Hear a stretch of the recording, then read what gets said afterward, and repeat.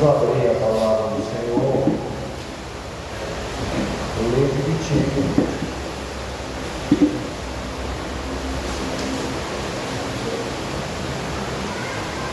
Amém? Tito, capítulo de número 2, verso 11. Diz assim: porquanto a graça de Deus se manifestou salvadora a todos os homens,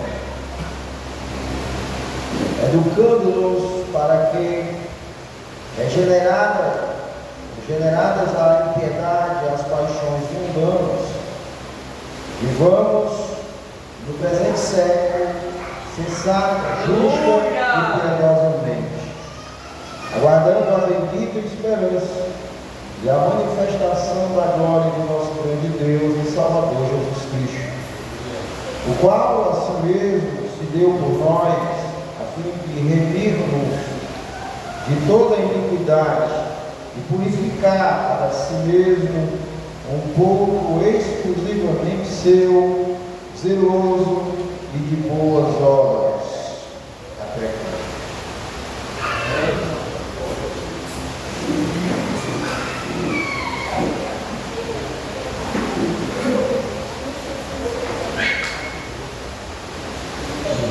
Amém? Meus queridos irmãos, o apóstolo Paulo, escrevendo essa carta ao jovem pastor Tito, ele aqui está fazendo uma conclusão daquilo que ele estava falando antes, uma consequência daquilo que ele estava falando antes, a conclusão do que ele estava falando antes, que era que a graça de Deus havia se manifestado. Então, o que ele estava falando para o jovem Tito, para que ele tivesse cuidado? Aí ele traz aí, irmãos, 5 advertências para aqueles que já eram crentes. Qual eram as advertências? Ele diz que os idosos, versículo 2, que sejam temperantes, pessoas que sejam respeitáveis, sensatos, sadios na fé, no amor e na constância. Então, ele está instruindo aos que são mais velhos, aos mais idosos, que eles deveriam ser dessa forma. Como? Aí ele diz aí: idosos devem ser temperantes, respeitáveis, santos, sadios na fé, no amor e na constância. E aí no versículo de número 3, ele vai falar das mulheres idosas. Antes ele falou dos homens idosos, agora das mulheres. O que é que as mulheres idosas elas têm que ser? Diz, semelhantemente, que sejam sérias em seu procedimento, não caluniadoras, não escravizadas a vinho, sejam mestras do bem. Então, as mulheres mais idosas, as mais adultas, elas deveriam ser umas pessoas que sejam sérias no procedimento, que sejam pessoas que não andam caluniando, defamando outras pessoas, mas sejam pessoas que sejam sérias, mestras do bem. Ou seja, as mulheres da igreja, elas têm que ser mestras do bem, professoras do bem, ensinando as pessoas com procedimento a fazerem a coisa certa, a fazerem as coisas que são exemplos das outras pessoas. Então ele dá conselho para os idosos homens, as idosas mulheres E ainda ele diz no versículo 4 que esse exemplo que essas idosas dão, ela terá como finalidade, né? Ou seja, a consequência é que os jovens sejam instruídos, né? A fim de instruírem as jovens recém-casadas a amarem aos maridos e aos filhos, a serem sensatas, honestas, boas, donas de casas, bondosas, sujeitas ao marido, para que a palavra de Deus não seja defamada. Então, note que o apóstolo Paulo fala que as irmãs mais velhas devem ensinar as irmãs mais jovens, que são recém-casadas, a serem boas donas de casa, a amarem aos seus maridos, a serem pessoas sensatas, pessoas honestas, a serem pessoas que não vão escandalizar a palavra de Deus. Então, as irmãs mais antigas na fé são responsáveis por aquelas que são jovens, que são recém-casadas, para que ensinem elas a procederem na casa do Senhor, procederem em suas casas, a serem boas donas de casas, boas mães, excelentes esposas. Então isso é importante na igreja do Senhor, que as irmãs ensinem as mais novas. E aí ele vai falar também dos jovens, e aqui ele está falando dos homens. Ele diz: quanto aos moços, de igual modo, exorto-os para que em todas as coisas sejam criteriosos. Ou seja, está falando para o jovem em geral, que eles sejam criteriosos. O que é ser criterioso? É você saber o caminho certo e errado. Você tentar definir o caminho que você vai seguir na sua vida de forma correta. Você ter critérios, você ter princípios para poder você tomar decisões. Se o seu princípio é ser servo de Deus, se isso te seguir nas suas decisões, por certo você vai caminhar um caminho saudável, um caminho que agrada a Deus. E aí por fim ele fala ao próprio Tito, que era um rapaz, um jovem, né? Ele diz, versículo 7, torna-te pessoalmente padrão de boas obras. No ensino, mostra integridade, reverência, linguagem sadia e irrepreensível, para que o adversário seja envergonhado, não tendo indignidade nenhuma de dizer ao nosso respeito. Então, para este que já era o ministro, ele diz que ele deveria ser um padrão de pessoas que têm boas obras, que o seu ensino seja correto, né? Mostre integridade no ensino, segundo a sua doutrina, ele seja uma pessoa reverente, né? Esse jovem que quer ser um obreiro na casa do Senhor tem que ser uma pessoa que tem reverência no coração, né? Que o seu falar seja uma linguagem sadia. O servo de Deus que está à frente de uma obra não pode ter um vocabulário pervertido, não pode ser um homem voltado para piadas, para coisas, para chacotices, brincadeiras vanas, que muitas vezes não condiz com o servo de Deus, com a palavra de Deus.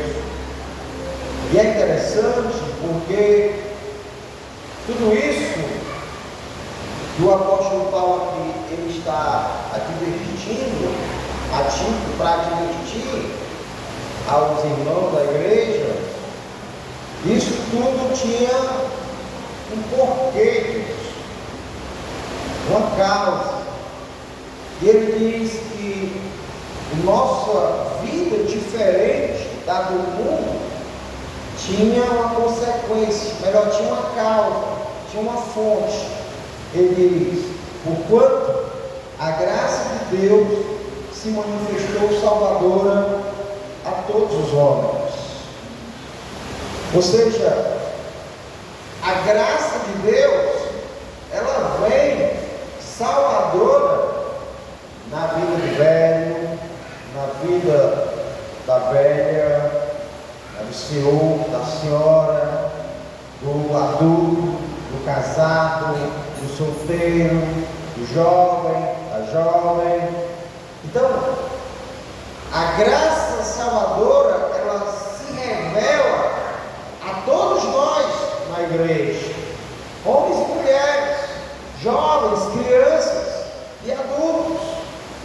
E por isso, porque essa graça salvadora é manifesta a todos nós, é que nós devemos ter um proceder santo, reto.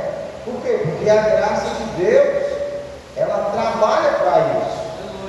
A graça de Deus, ela nos influencia para isso, para que a gente viva essa vida justa, santa.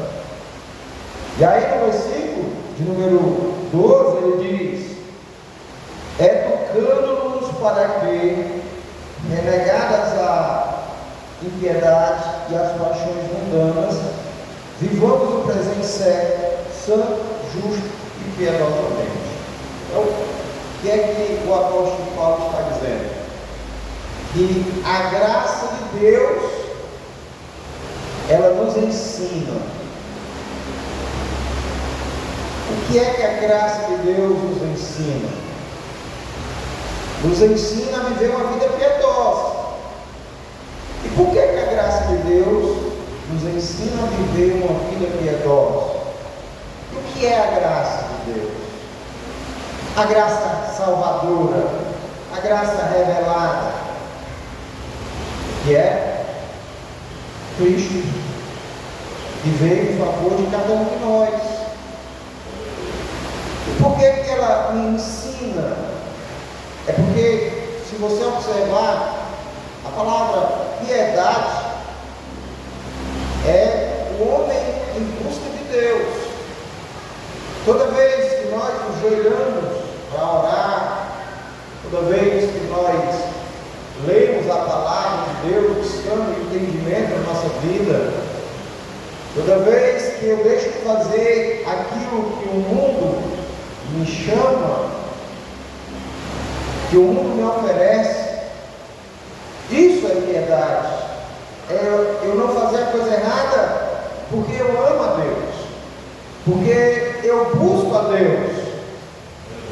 Então, e por que a graça de Deus, ela me ensina a buscar a Deus, a ser piedoso? Porque é na graça de Deus que Deus veio buscar o homem, buscar e salvar. Por isso que a Bíblia diz que a piedade, grande é o mistério da piedade, que Deus estava em Cristo, buscando e salvando o homem. Lá no livro de Timóteo ele vai falar, grande é o mistério da piedade. Aí ele vai falar aquele que foi visto por anjos, né? Aquele que foi visto por anjos. E aí tem uma sequência de coisas que ele vai falar da encarnação de Cristo Jesus. Foi visto por homens, crido no mundo, recebido na glória. Então o que é aquilo ali? É o mistério da piedade. Que piedade? Se a piedade é o homem buscando a Deus. Não, aqui é Deus buscando o homem. Porque Deus se revelou na pessoa bendita do seu Filho amado para reconciliar consigo os homens. 2 Coríntios capítulo 5. Ele estava buscando o homem, ele estava trazendo o homem para si. Então, esse fato de Deus buscar-nos para perto dele, nos instrui, nos ensina, nos educa a sermos piedosos, a buscarmos a Deus. a andarmos na presença de Deus, a escolhermos as coisas certas, a escolher aquilo que agrada ao mundo, e não a escolher o mundo. Sabe por quê, irmãos? Porque o mundo, se nós temos um mundo que está na UTI, morrendo, se nós formos amigos do mundo, nós vamos acabar de matar o mundo. Então eu preciso me indispor com o mundo e revelar a solução do mundo em Cristo Jesus. E toda vez que eu estou vivendo uma vida piedosa, uma vida regrada, santa, na presença de Deus, por causa do que Ele fez por mim, por causa da sua piedade, que foi me buscar e salvar do charco de lodo em que eu me encontrava, toda vez que eu lembro disso, o amor de Deus, ele deve afluir em mim, ele deve florescer em nossas vidas. Nós devemos assim ficar mais edificados no amor de Cristo, fortalecidos, enraizados na pessoa bendita de Jesus.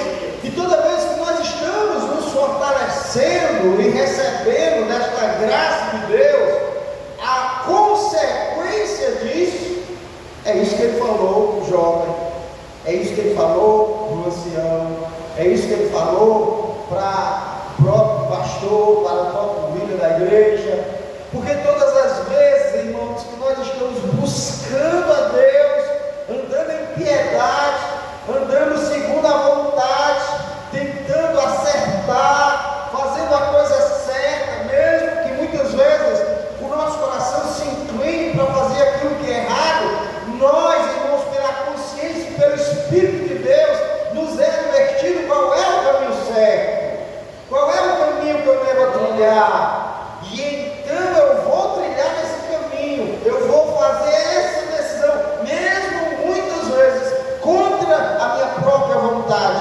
Por quê? Porque eu passo a conhecer a Cristo, eu passo a conhecer o amor dele por mim, eu passo a conhecer a graça que me foi dada, eu reconheço a graça, eu sou grato por ela. Por quê? Porque ele veio buscar e salvar aquele que já se havia perdido, e eu era o principal dos pecadores. E quando ele me encontrou em lama, ele me encontrou em pecados, em escuridão, em trevas, ele me encontrou triste, abatido, angustiado, machucado, pisado pelo diabo, e ele então me chama, aleluia, me toma pela mão, me tira do charco horrível de lodo e me coloca numa rocha firme. Ele me dá um banho da sua palavra com água viva e me dá vestes, meus irmãos, que são reais, vestes de um filho. Ele me então coloca o anel, irmão, de compromisso na minha mão, como filho dele sendo. E então, irmãos, eu passo a viver uma nova vida que eu nunca havia experimentado. Buscava essa vida, meus irmãos, no pecado, naquilo que agradava a carne, na vontade do diabo e do mundo. Mas todas as vezes eu só encontrava tristeza, desolação, eu só encontrava morte, angústia. Mas agora não, irmãos, a vida na presença de Deus, a alegria. E meus amados irmãos, toda vez que eu medito nisso, eu sou educado na piedade. Eu sou educado, irmãos, a buscar mais a Deus. Quando eu medito que Ele me amou e veio em busca da minha alma, e veio em busca da minha vida, toda vez que eu me lembro disso, meus irmãos, eu procuro então buscar mais a Deus. Você está buscando um pouco a Deus? Você está lendo um pouco a Bíblia? Você está evangelizando um pouco? Você está orando um pouco? Então lembre-se da tua salvação. De onde você está? Quem era você? e o que Ele fez para te salvar, para te resgatar. Por isso que Ele diz assim, no versículo seguinte, Ele diz: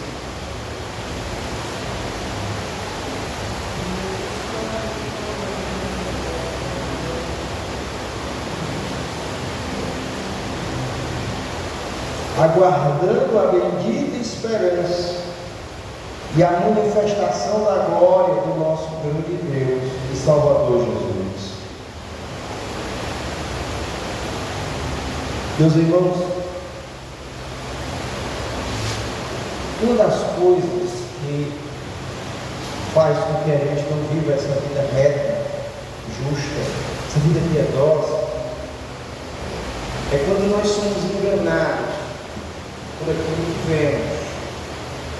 Porque aquilo que nós vemos é esse mundo, é esse sistema de coisas que nós estamos inseridos no meio. Mas isso, irmãos, não é a realidade do crente, porque isso tudo vai passar como uma neblina. Daqui a pouco, irmãos, nós não vamos mais estar aqui. E essa esperança de estar na eternidade, essa esperança me faz aguardar o meu grande Salvador Jesus.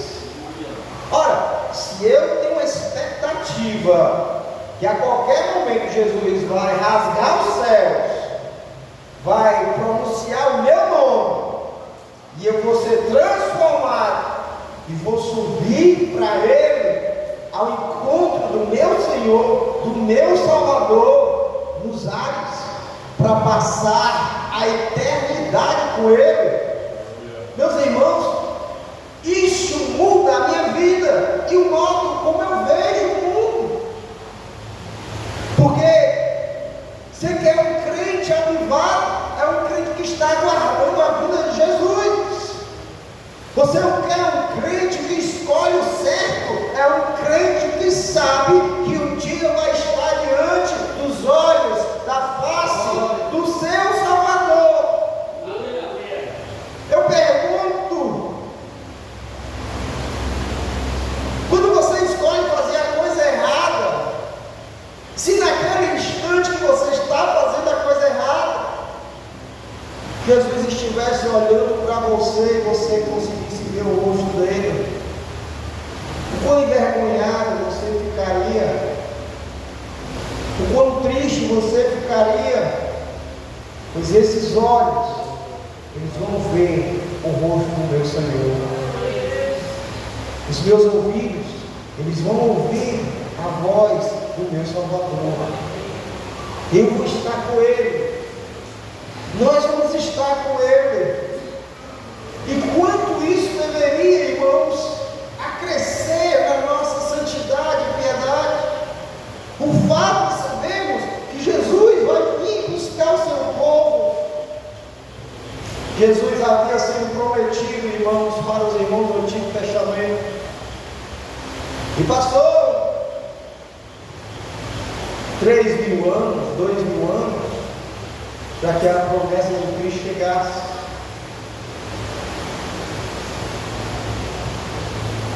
Quando Ele foi prometido, mas Ele veio exatamente como estava prometido. Até o jumentinho foi falado, até das vestes que foram rasgadas e lançadas sorte foi falado, até do modo como ele ia ser crucificado, até da sepultura foi falado, até que entre dois bandidos ele ia ser pregado. Foi falado, meus amados irmãos, que uma virgem seria a porta da vinda do Messias. Tudo se cumpriu. E aí, irmãos, depois de tudo se cumprir, milhares de anos depois, Ele veio. E nós sabemos que Ele veio. E por que nós sabemos que era Ele? Porque Ele se revelou pelo seu Espírito às nossas vidas. Ele se revelou de forma salvadora a cada um de nós. E já que Ele se revelou salvadoramente a cada um de nós, a graça de Deus foi revelada a cada um de nós, nós devemos acreditar que a sua promessa de que Ele vai voltar irá se cumprir. A palavra de Deus, Jesus fala para os irmãos que estavam atribulados, porque Ele dizia que ia morrer, ia para o Pai, e os irmãos angustiados e tristes, Ele disse: não se turbe o vosso coração, crede em Deus, crede também em mim. Ou seja, até hoje vocês têm acreditado em mim por causa da palavra de Deus. Agora acredite na palavra de Deus por causa de mim. Eu estou prometendo a vocês, e é a palavra de Deus, que eu vou preparar um lugar para vocês, para que aonde eu esteja, estejais vós também. Meus amados irmãos, esta é a nossa esperança, e essa esperança, ela muda a nossa vida, ela muda o modo, a percepção do mundo, ela muda o modo como nós tratamos as pessoas, ela muda o modo como nós vemos, meus irmãos, aqueles que estão andando em perdição neste mundo.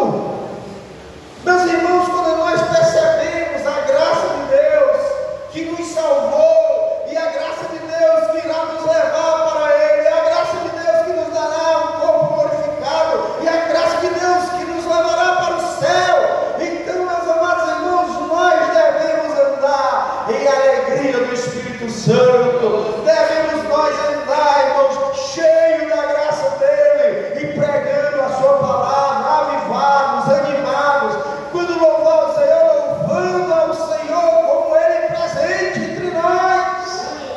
Aleluia. Aleluia. Se nós formos amigos do mundo, o mundo irá de mal a pior, porque a igreja é o sal e a luz do mundo. Se você está se igualando ao mundo, o mundo não tem chance nenhuma, ele estará perdido.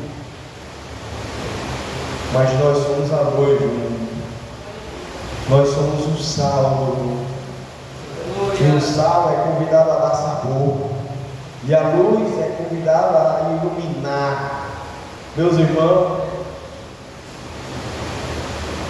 se você tiver 10 dias sem tomar um banho, só a luz poderá mostrar o quão sujo você está.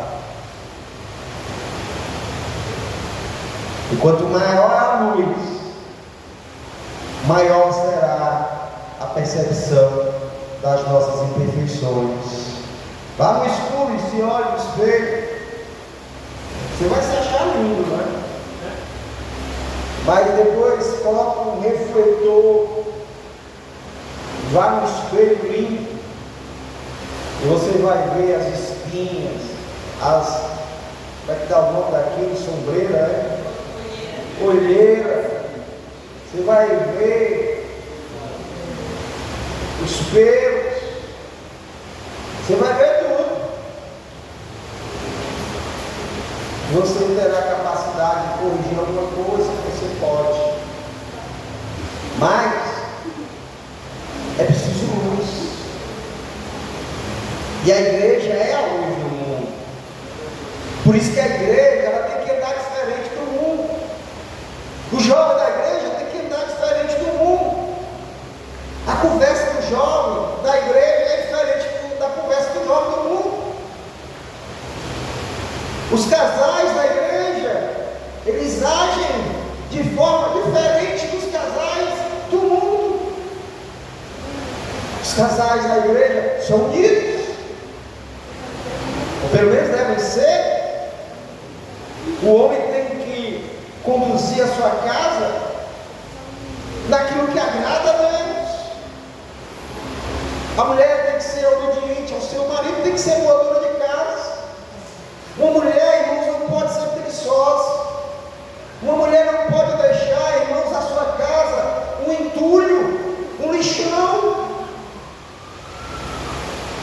Eu sei que muitas vezes é duro o serviço de uma mulher, porque muitas vezes até ela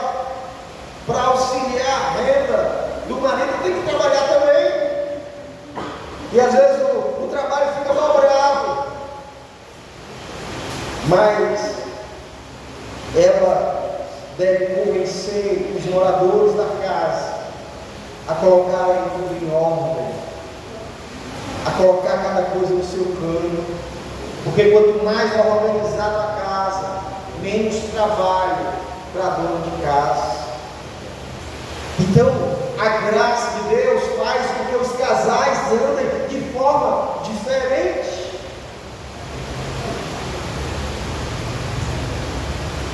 Porque a graça de Deus, a piedade de Deus, ela vai me educando.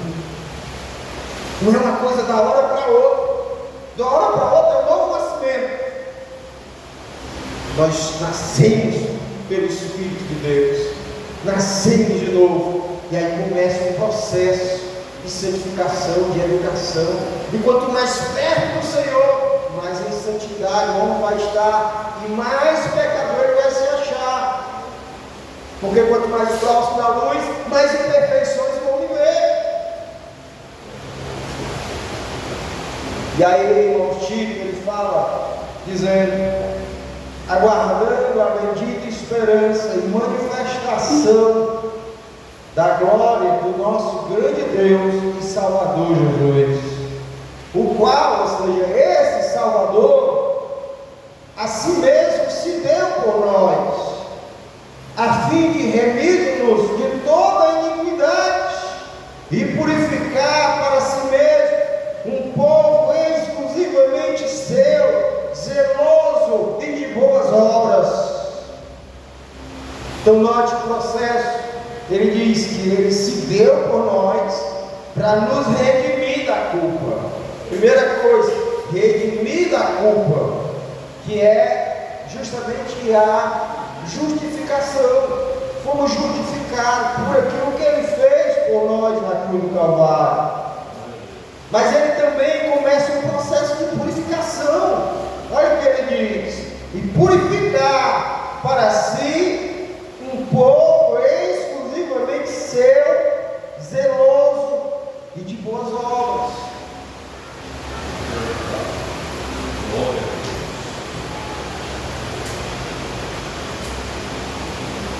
Ele começou o processo nos redimindo, nos justificando, perdoando a nossa culpa, salvando-nos da condenação do pecado.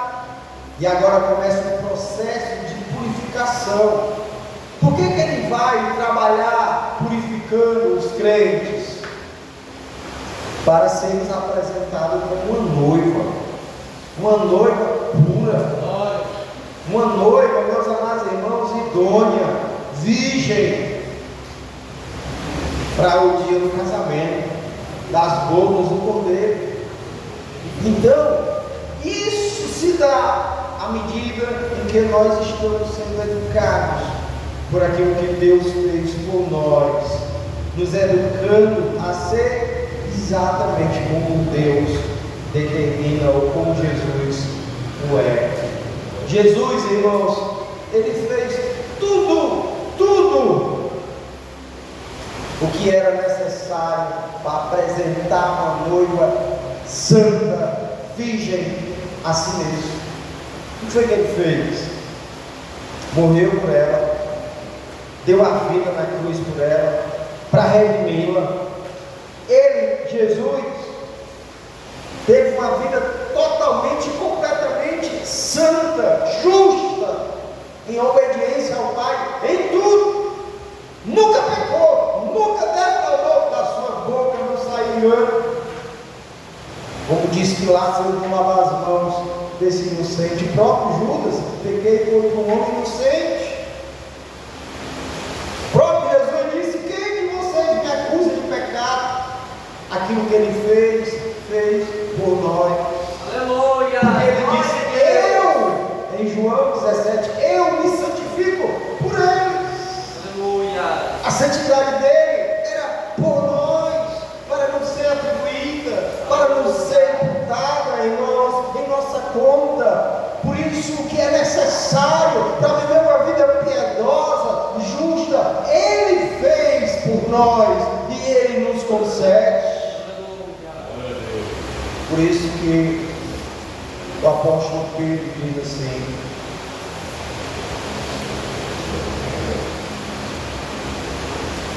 1 Pedro, capítulo 1.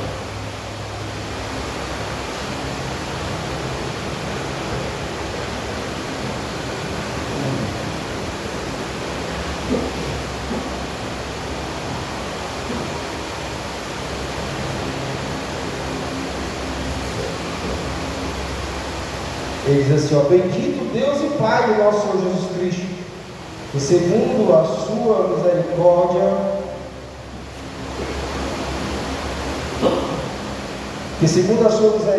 nos regenerou para uma viva esperança, mediante a ressurreição de Jesus Cristo dentre os mortos, para uma herança incorruptível, sem marca, inacessível, reservada nos céus para vós outros. Lá em 2 Pedro, ele vai falar assim: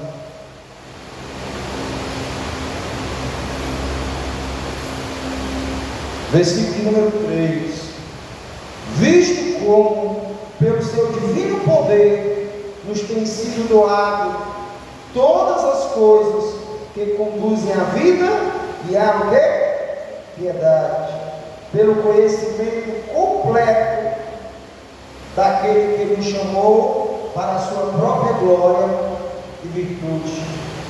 Você já meditou nesse versículo?